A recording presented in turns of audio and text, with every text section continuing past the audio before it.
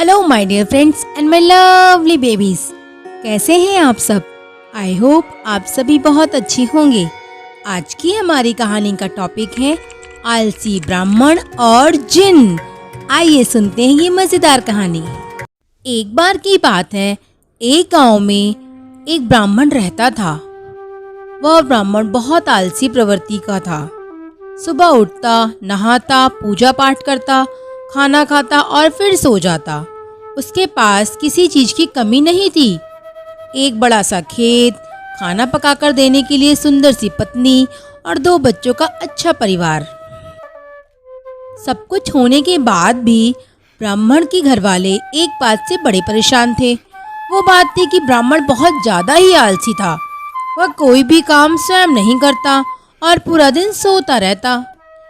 एक दिन जब वह सो रहा था, बच्चों का शोर सुनकर उसकी नींद खुल गई और उसने देखा उसके द्वार पर एक साधु महाराज आए हैं।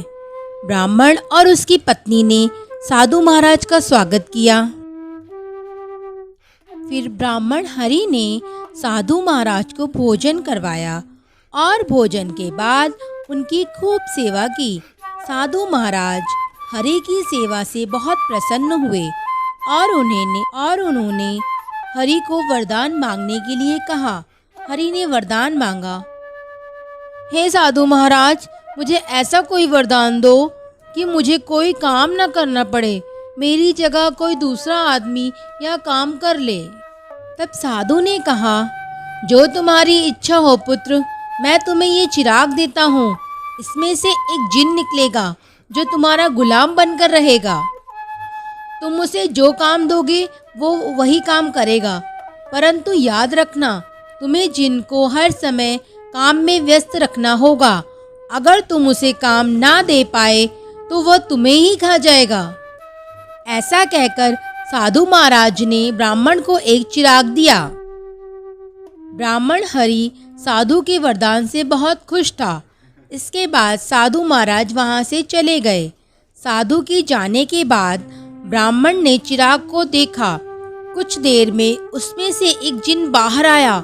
ब्राह्मण यह देखकर डर गया। फिर जिन बोला, हुक्म करिए मेरे आका, मुझे क्या काम करना है। यह सुनकर ब्राह्मण का डर थोड़ा दूर हो गया कि ये तो मेरा गुलाम है। तब ब्राह्मण कहता है, जाओ जिन, तुम मेरा खेत जोत कर आओ। जिन वहां से गायब हो जाता है। ब्राह्मण की खुशी का ठिकाना नहीं रहता।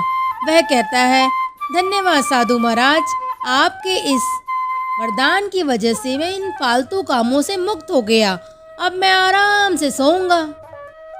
फिर कुछ देर के बाद जिन वापस आ जाता है और बोलता है, मेरे मालिक, मुझे दूसरा काम दो, मैं खेत जोत कर आ गया हूँ। ब्राह्मण सोचता है, इतना बड़ा खेत इसने इतनी जल्दी जोत दिया। ब्राह्मण इतना सोच ही रहा था कि जिन फिर से बोल, मालिक, मुझे फिर से कोई काम दो, जल्दी बताओ वरना मैं आपको खा जाऊंगा। अरे नहीं नहीं, ठहरो ठहरो भाई, बताता हूँ काम। ब्राह्मण ने डरते हुए बोला, अच्छा जाओ, मेरे खेतों की सिंचाई करके आओ। जिन फिर से गायब हो जाता है और थोड़ी देर में फिर वापस आता है।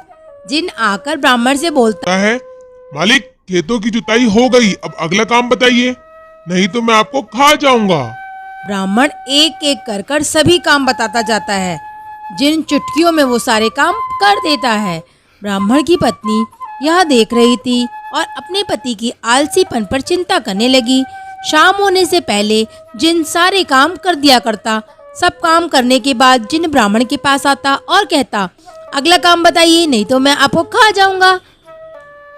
अब ब्राह्मण बहुत परेशान हो गया, उसे चिंता होने लगी, वह बहुत डर जाता है। ब्राह्मण की पत्नी अपने पति को डरा हुआ देखती है तो वो अपने पति को इस संकट से निकालने का उपाय सोचती है। वह ब्राह्मण से बोली, स्वामी, अगर आप वचन दें कि आप कभी आलस नहीं करेंगे, आगे से अपना सारा काम स्वयं करेंगे, तो मेरे पास एक काम है जो मैं इस जिन को दे सकती हूँ। इस पर ब्राह्मण सोचता है, ये पता नहीं क्या काम देगी, परंतु अपनी जान बचाने के लिए इसकी बात मान लेता हूँ।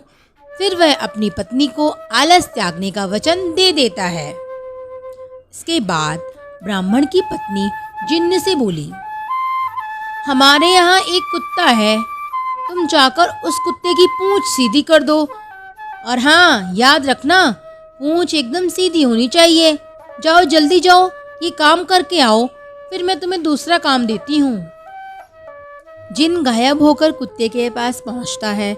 लाख कोशिश करने पर भी कुत्ते की पूंछ सीधी नहीं कर पाता और हार मान लेता है।